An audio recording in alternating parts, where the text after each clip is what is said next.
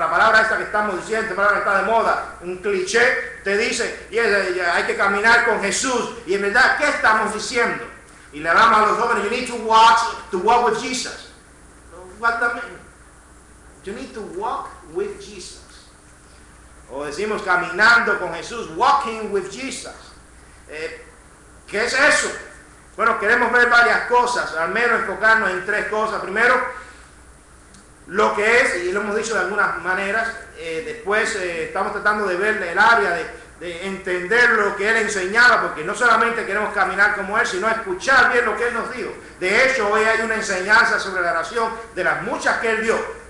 La semana pasada, no, fue sobre Sansón por el asunto de los jóvenes, predicamos de Sansón, nos vimos la serie. Hoy continuamos, pero si recuerdan el primer sermón de la serie, comenzamos definiendo lo que es caminar con Jesús, ¿qué es? Y comenzamos diciendo que lo primero que, por lo menos lo que yo propongo como pastor, es que comencemos por caminar con Jesús en oración. Porque así fue como Él comenzó su ministerio, en oración. Fue lo primero que hizo. En cuanto fue bautizado, se fue al desierto. Y vimos varias cosas sobre Jesús, que se separaba o iba a solas a orar. ¿Se acuerdan? ¿Tienen idea de eso? Que también, número 2, oraba con su grupo, con su iglesia. Y también, por cierto, oraba en células, pequeño grupo. Y que había beneficios en eso. De hecho, hablamos que fueron los pequeños grupos que estuvieron con Jesús que se beneficiaron como ningún otro. Un pequeño grupito, por cierto, una pequeña célula entre los discípulos son los que vieron la transfiguración. Y vimos varias cosas sobre eso y quisiéramos retarle a que ustedes pensaran en eso. Orar a solas con Jesús, orar como cuerpo, la iglesia, orar también en grupos pequeños. Todo esto va junto. Y vamos a aprender, vamos a ver un ejemplo que ya conocemos sobre las enseñanzas de Jesús. Y yo le he puesto 2 secretos que el Señor nos dio para que experimentemos más respuestas a nuestras oraciones. Y vamos, si predico el pasaje como me gusta, es para 1 hora, pero como no lo puedo hacer, vamos a estar concentrándonos en la sustancia. Y ustedes tienen una hojita y yo quiero una copia como la que ustedes tienen. Oh, tengo una. Para que ustedes van a ir llenando el espacio en blanco. Y hablamos de vamos a mencionar las enseñanzas de la oración.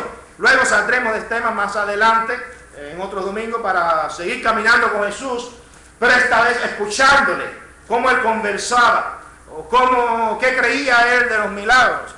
Y vamos a ver varias cosas así. Pero hoy vamos a escuchar lo que Él enseñó de la oración. Él enseñó muchas cosas. En todos los evangelios hay muchos pasajes bíblicos y sermones y expresiones y párrafos dedicados a la oración. Una de las cosas sobre que vamos a ver para empezar es que es interesante que en 6 ocasiones aparece la promesa del Señor Jesús sobre recibir, sobre la respuesta del Padre. En Juan 14:33, ustedes lo tienen. Todo lo que pidáis al Padre en mi nombre lo haré. Es una promesa sobre tener respuesta, lo dijo Cristo. Pedid todo lo que queráis y os será hecho. La misma promesa repetida con un poquito de diferencia en palabras, pero es lo mismo. En el 15:16 de Juan, todo lo que pidáis al Padre en mi nombre, Él lo dé. Esto es una manera más imperativa que Él lo va a hacer. 16:23, de cierto os digo que todo cuanto pidáis al Padre en mi nombre, os lo dará. El mismo evangelista, que es el único que habla de esto, Juan, 70 años más, si él tendría, cuando escribió los evangelios, ¿qué creen Ortiz? Unos 40 años, porque era jovencito cuando era discípulo. Unos 20 años más tarde escribió su evangelio, aproximadamente, y ahora unos 40 años después escribe su epístola. Recuerden que él murió casi al final del primer siglo, es el último de los apóstoles.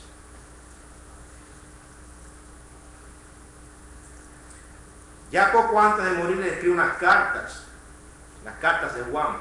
Y en 1 Juan 3:22, en esa primera carta, él dice, cualquiera cosa que pidamos, la recibiremos de él. Él recordándose quizás años antes cuando escuchó al maestro, cuando escribió su primer evangelio.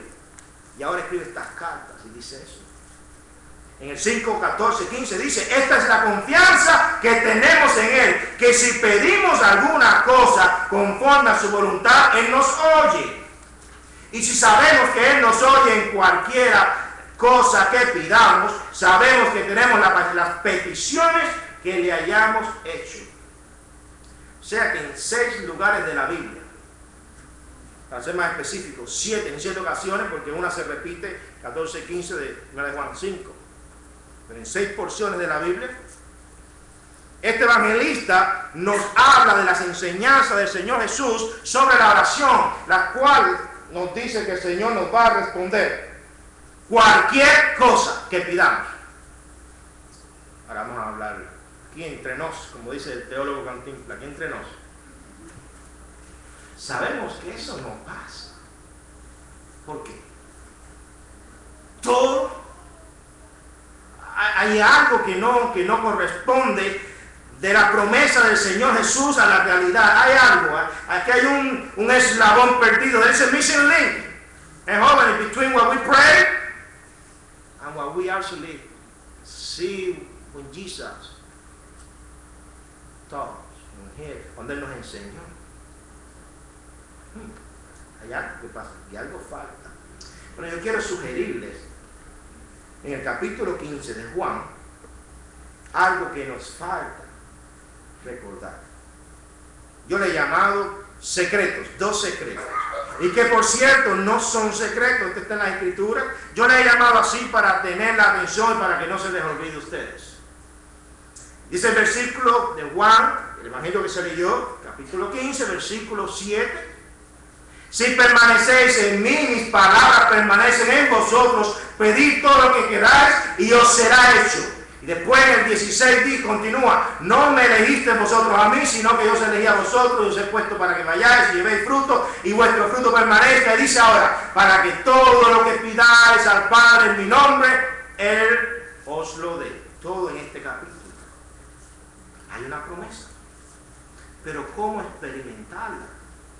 Yo quiero que ustedes vean que aquí hay 2 cosas que vamos a ver. La primera es que tenemos que permanecer en el Señor para experimentar esto. A veces nosotros queremos respuesta del Señor, pero no estamos permaneciendo, no estamos siendo verdaderamente obedientes. Estamos haciendo lo que queremos y luego queremos que Él nos obedezca a nosotros. No es así. Y después quisiera darles ese otro secretico que ustedes tienen ahí, secreto número 2. Que las palabras del Señor, primero vamos a permanecer en Cristo, pero ahora el Señor dijo otra cosa también, que sus palabras permanezcan en nosotros. Y después que Él dice esto, entonces es que vienen estas promesas. Les he dicho el gran contexto de este pasaje. Señor, es un tema difícil la oración. Porque hablar contigo a veces es difícil, a veces lo complicamos, Señor. Y nosotros queremos experimentar estas promesas en nuestras vidas.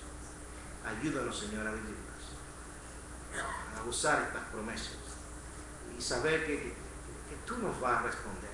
Y saber que estamos orando en tu voluntad y estar seguros que lo hacemos, Señor. Pon tu mano de misericordia sobre nosotros.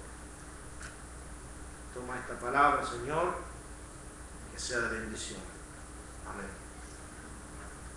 Secreto número 1, permanecer en el Señor.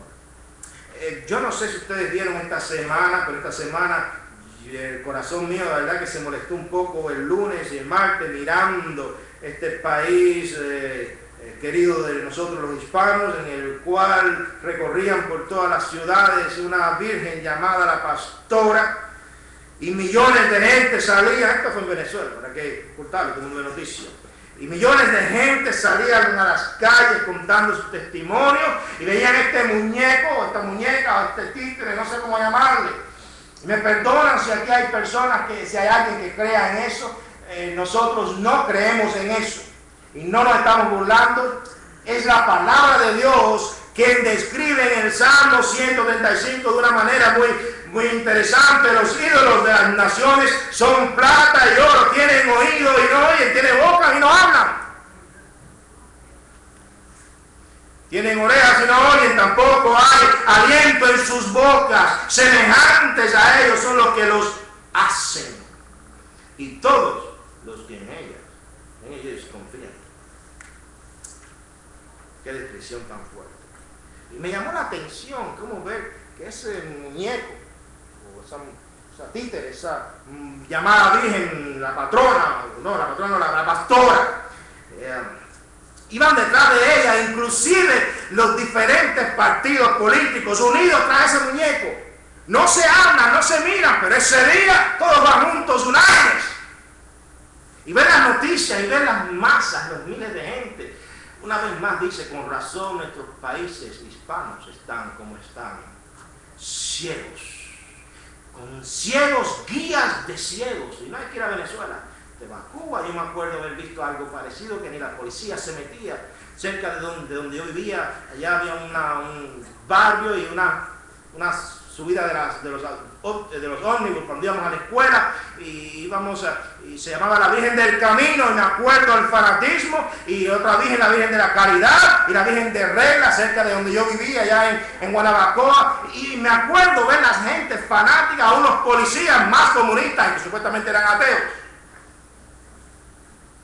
Perseguían a los cristianos, a los pastores, pero esa gente los respetaba. Y yo digo, bueno, ¿cómo es posible que le oren así a muñecos falsos, a títeres? ¿Cómo es posible? Bueno, el Señor sí tiene algo que es promesa, que es para nosotros. Él nos dice algo hermoso: yo soy la vid verdadera, mi Padre es el labrador, todo pámpano que en mí no lleva fruto lo quitará. Quiero decirles algo: la vid es el árbol, o como le quieran llamar, el regadero, como le quieran llamar esa mata, para uva, y el pámpano es la rama. ¿Ok? Así que toda rama que en mí no lleva fruto, porque Cristo es el árbol. ¿Ok? ¿Están conmigo en esta explicación? Y nosotros somos las ramas conectadas a ese árbol. Y quien no lleve fruto, dice la palabra de Dios, que Dios, quien es el labrador, va a cortar esa rama. Esto es un pasaje difícil. Hay personas que tienen una doctrina fuerte en el sentido de la salvación. Yo soy de esa manera de pensar, que vemos esto y no entendemos, pero hay que tomarlo literal. Y es así, no es cuestionable, es así. Lo dice la palabra. Dios va a quitarlo. Yo no comprendo cómo es, pero así lo dice la palabra, y es literal, porque la palabra no juega. Es así. El mismo Dios haciendo eso. Pero si Dios es amor, sí, Dios es amor, pero cuidado con nuestro Dios, quien es fuego consumidor. Horrenda cosa es caer en manos de un Dios vivo. Cuidado, Él es un labrador drástico. Recuerden la famosa higuera que no dio fruto, ¿se acuerdan? Sáquenla, córtenla. ¿Para qué iba a utilizar la tierra? Era drástico. Dice, aquel que lleva fruto lo limpiará para que lleve más fruto. No solamente corta la rama mala, sino que la buena, para que sea mejor todavía, la limpia. Es una figura bonita, ¿verdad? Dios es ese tipo de labrador. Así que vamos a estar hablando de esto, porque esto es importante, porque cuando vemos esta imagen y vemos lo que está pasando, el Señor comienza a describir muchas cosas para explicar y darnos una promesa de que todo lo que pidamos va a tener respuesta. Pero para esto yo quiero enseñarles algunos principios. Para empezar está el principio de la conexión. De la conexión. Espero que ustedes lo busquen, pero yo les dije a Gustavo que no pusiera los puntos, subpuntos, por si corto. De manera yo les explico a ustedes. Y también para ir avanzando. El principio de estar conectados a Cristo. Queremos experimentar la promesa de que el Señor, la promesa del Señor cuando nos dice que todo lo que nosotros pidamos lo vamos a recibir, ¿verdad que sí? Pero hermanos, hay malas noticias.